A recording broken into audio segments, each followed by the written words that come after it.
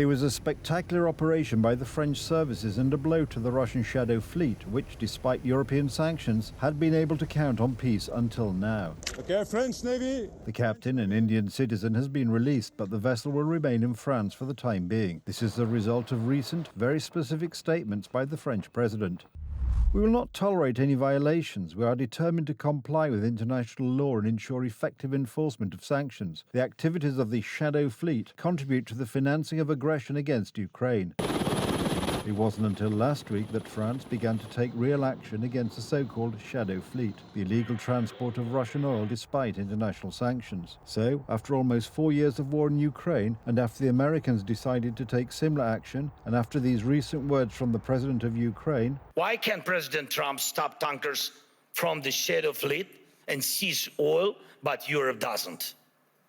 Russian oil is being transported right along European shores.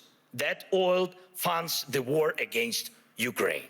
The Americans have so far detained a total of 7 tankers circumventing sanctions. In early January, there was a high-profile chase of a Russian ship flying a false flag that was sailing from Venezuela to Murmansk. The Bella 1 was detained despite Russian threats, and the US action was supported by, among others, the United Kingdom, which announced similar measures. The vessel is part of an increasing web of shadow shipping that fuels and funds instability across the world, that undermines global trade, and that threatens our national security.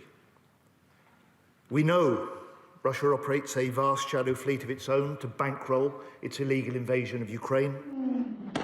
An important element in the fight against the Shadow Fleet has been the US operation in Venezuela, which not only changed the government of that country, but also dealt a heavy blow to the interests of Russia, Maduro's closest ally. What's really changed is the dynamic that the Venezuelan interim authorities are now actually helping us identify Shadow Fleet ships that they want us to seize and feed into this new interim mechanism. The Russians have threatened to send in their navy to protect their ships from being detained, but this is unlikely to happen. The Kremlin will most likely try to exploit the weakness and inconsistency of European countries. We will most likely see the continued operation of the Shadow Fleet, which currently numbers 1,000 ships, and at the same time detentions. This will allow the Russians to continue operating in individual countries to announce successes in combating such actions by the Russian side. The European Union does not have a common approach to the Shadow Fleet. Yesterday, the Spanish did not detain a Russian oil tanker that broke down at the entrance to the Strait of Gibraltar. The Spanish towed the vessel, which was sailing from Murmansk and was subject to European sanctions, to Morocco, where it was headed. Madrid has not explained why the ship was not detained or seized.